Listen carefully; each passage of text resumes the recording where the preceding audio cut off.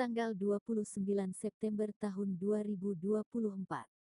Kebakaran melanda gedung Bakamla RI di Menteng, Jakarta Pusat pada Minggu pagi.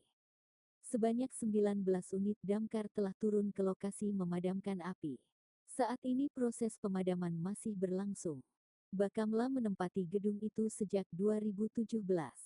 Sebelumnya gedung ini merupakan gedung perintis kemerdekaan atau lebih dikenal dengan nama Gedung Pola.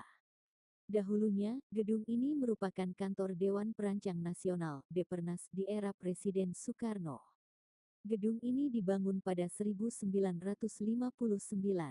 Bakamla sendiri merupakan institusi yang didapuk sebagai Indonesia Coast Guard.